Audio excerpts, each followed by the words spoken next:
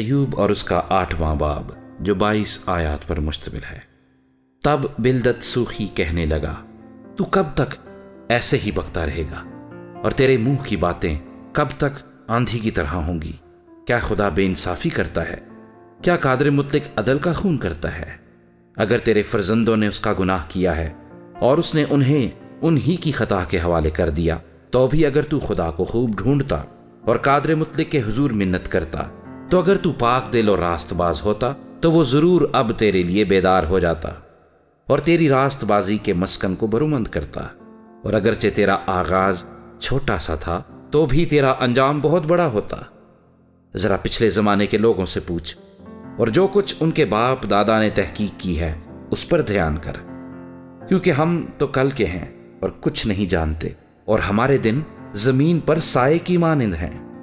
کیا وہ تجھے نہ سکھائیں گے اور نہ بتائیں گے، اور اپنے دل کی باتیں نہیں کریں گے؟ کیا ناگرموتھا بغیر کیچڑ کے اگ سکتا ہے؟ کیا سرکنڈا بغیر پانی کے بڑھ سکتا ہے؟ جب وہ ہرا ہی ہے اور کاٹا بھی نہیں گیا تو بھی اور پودوں سے پہلے سوکھ جاتا ہے۔ ایسی ہی ان سب کی راہیں ہیں جو خدا کو بھول جاتے ہیں۔ بے خدا آدمی کی امید ٹوٹ جائے گی، اس کا اعتماد جاتا رہے گا اور اس کا بھروسہ مکڑی کا جالا ہے۔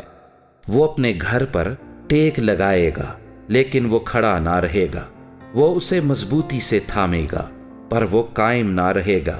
وہ دھوپ پا کر ہرا بھرا ہو جاتا ہے اور اس کی ڈالیاں اسی کے باغ میں پھیلتی ہیں، اس کی جڑیں ڈھیر میں لپٹی ہوئی ہیں۔ وہ پتھروں کی جگہ کو دیکھ لیتا ہے، اگر وہ اپنی جگہ سے نیست کیا جائے تو وہ اس کا انکار کر کے کہنے لگے گی کہ میں نے تجھے دیکھا ہی نہیں۔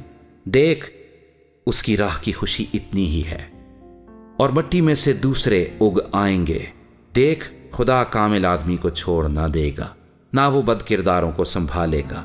وہ اب بھی تیرے منہ کو ہنسی سے بھر دے گا اور تیرے لبوں کو للکار کی آواز سے۔